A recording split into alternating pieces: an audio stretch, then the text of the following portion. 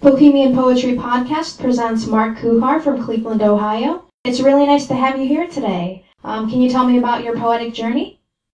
Well, typically when we talk about one's poetic journey, we talk about the starting place, or how did you get started, or how did you get into this. And for a lot of people, I think that comes from a need to express certain feelings or advance certain specific ideas, but for me, it didn't start that way. My poetic journey begins with a need to work with words for whatever reason. I kind of see myself more in terms of being a blue-collar type wordsmith as opposed to something more academic or something that's coming more from a style end or something like that. I kind of have more in common with bricklayers and carpenters than I do with maybe a lot of the people that are writing poetry more from an academic standpoint or from a high literary standpoint. So, for me, when we talk about poetic journey, it kind of starts with how did you get started, what got you into it, and what sort of approach did you take from the very start. And that's what it was like for me. And then it just kind of evolved from there. And like any craft, it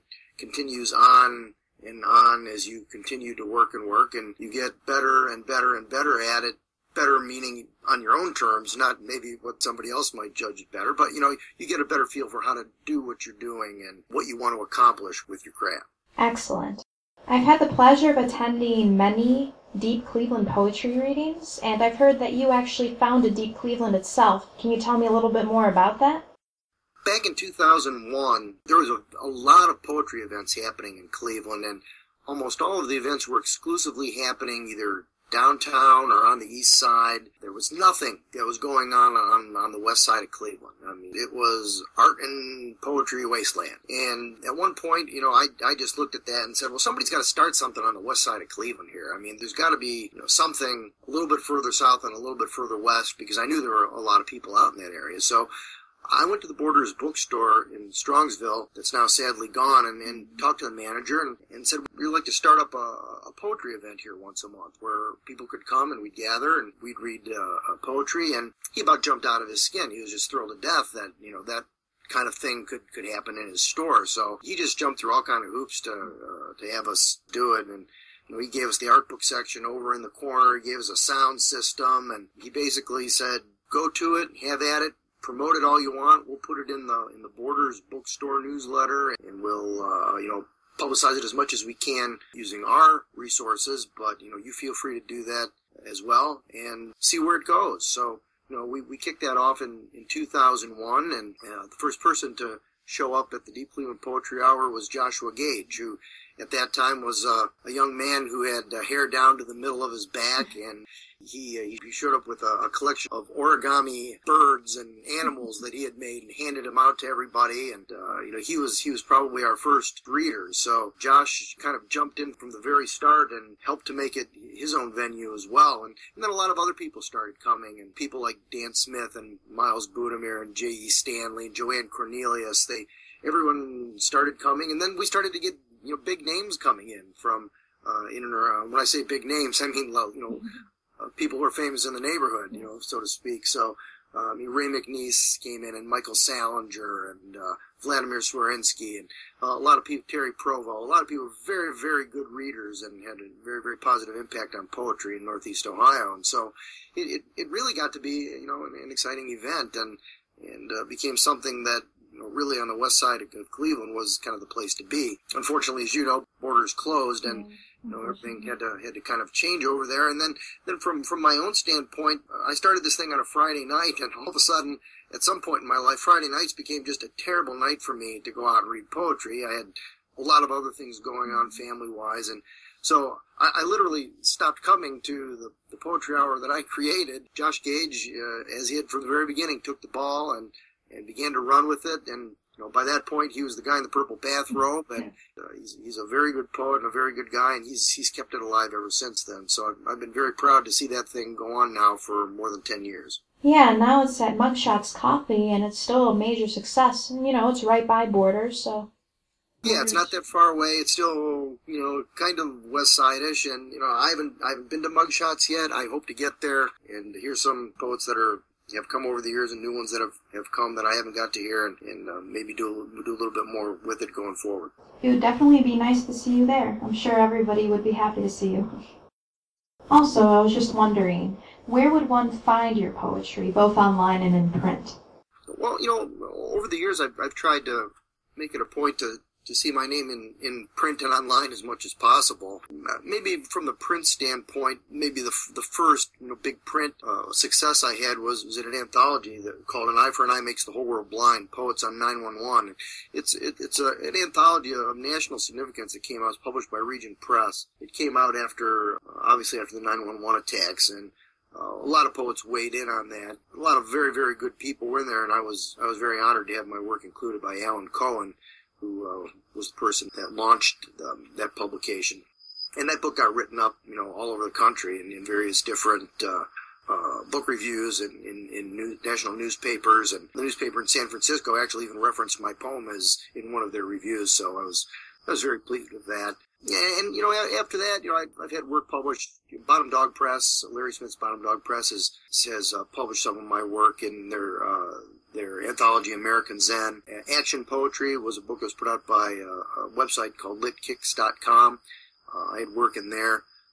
Another local publication was put out by League Press, Cleveland Prose and Poetry.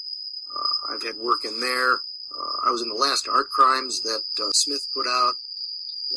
There's been a number of them. Green Panda Press, whenever Bree puts out something, I'm fortunate that she usually grabs one of my pieces and throws it in there. So print-wise, that's kind of the universe. And then there's so many websites out there that are publishing poetry these days. There's just been a number of them that I've had the opportunity to be published in. So I've gotten around a little bit over the last 10 years. Yeah, it's safe to say that you're a pretty prolific poet. The thing I want to point out with poetry, when you can just publish it online, I really think it's a true blessing to us poets nowadays. The next question I like to ask is, what is the one thing that inspires you the most? Of course, you could pick more than one. I know it's tough to just pick one. Just from the standpoint of kind of work that I do, the kind of works, subjects that I write about, I can come at that from a variety of different angles. Being a Northeast Ohio person and from Cleveland has always informed my poetry, whether it's the people, whether it's the buildings, whether it's the lake or the river, whether it's the type of people that show up and the type of events that happen. A lot of the work that I do, some way and in some form, has something to do with Cleveland. So Cleveland has always been an inspiration. And a lot of that I got from one of my big influences is D.A. Levy. D.A. Levy's work has informed mine over the years, and D.A. was the same way. He saw Cleveland as kind of his canvas, and his poetry was constructed on that canvas. So I would say that's one area where it comes from. But the other part of the equation is I'm informed by sort of cosmic phenomena. When I write, a lot of the things that I use as a point of departure in my writing kind of flow in from destinations unknown, and I get to work with those words. But the cosmic forces of the universe are always something that inform what I write and are an inspiration in what I write. Yeah, I can most definitely relate to that one. So, what kind of advice would you have for poets that want to get published? I'm fairly new, so I'd like to know. Well, there's two steps to that. One is, number one, work on your writing. If you are a poet who works at his craft, you will get published. It's just that simple. People recognize good work, and good work is obviously in the eye of the beholder a lot when you're talking about poetry, but I think the average person that either publishes an anthology or develops a website, they can sense and they can feel the power of the words when it hits them. So if you're working diligently at your craft, that's the first thing you got to do. And the second part of it is to identify where you want to get published, where you'd like to see your work appear, and work diligently on sending stuff to those sites or to those projects, using sort of that universe as the ability to put stuff out there.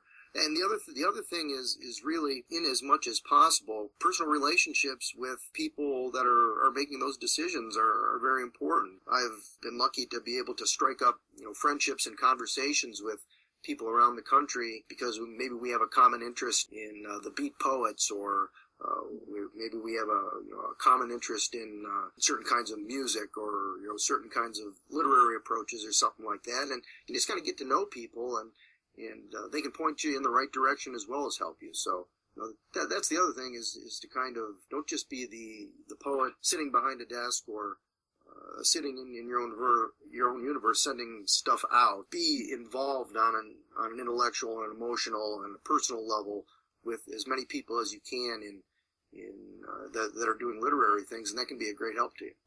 Thank you for that excellent advice. So I was wondering if you could read a few of your pieces. Would you like to do that?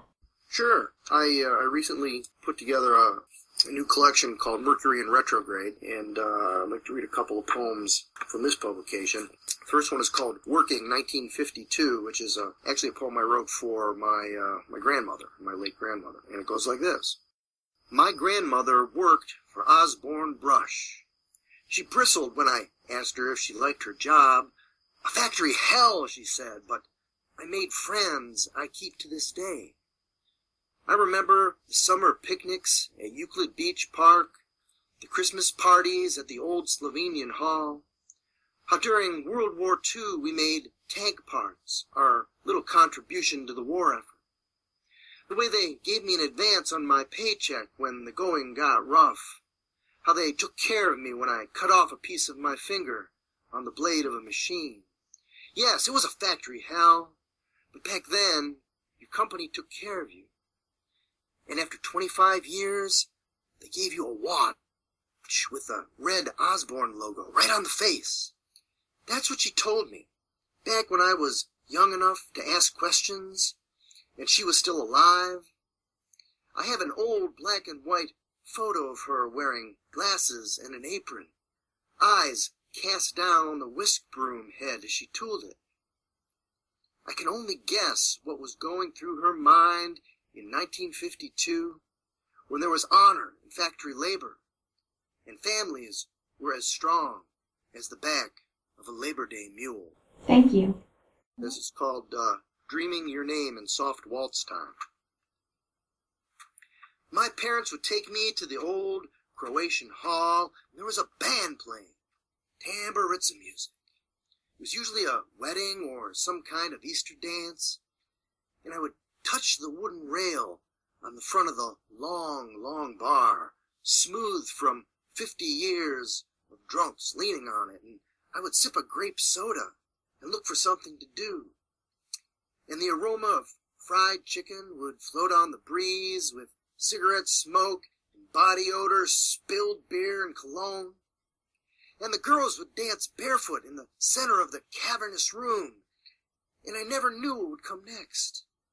Dreaming your name in soft waltz time, praying for all of us, with a Madonna and Child tacked up on the wall, American flags, car horns in the distance, tired and asleep. Another wonderful piece. And let me just read one more short one here. This is called Whispers and Whistles. I stop at the place where people pass, nothing left to see, nothing to hear, night like a burial vault. When I communicate with you telepathically, we speak in sounds that no one hears, a cosmic form from which you emulate the universe. No sounds to speak, no words to hear, the static beat of your heart amassing a fortune the size of your Earth Mother. I recall and enumerate. The only things I know are whispers and whistles, and tonight I'm looking for you. That was my favorite piece out of the three. I really like cosmic poetry, so. Thank you. You're welcome. Well, it was great having you on the show today. It's nice to have a local poet, because I'm, interviewing from Canada, Ireland, all around the place. So, thank you so much. Have a great day. Absolutely, anytime. Hope to see you out and about somewhere. Yeah, definitely. Maybe at the next Deep Cleveland Poetry Hour.